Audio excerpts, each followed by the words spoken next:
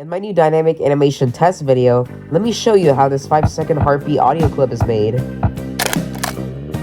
To produce the heartbeat sound, I sampled my chest beat.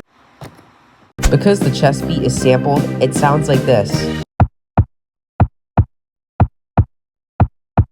To make the sample sound a lot deeper, I added the enhanced low effect. Once again, with the enhanced low effect, the recording sounds like this.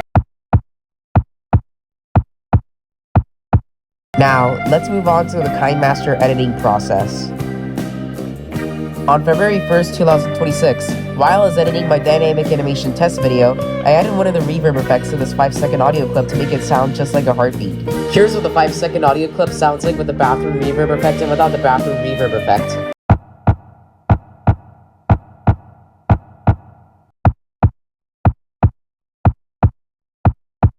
The difference shows the reverb and non-reverb versions of the same sound effect.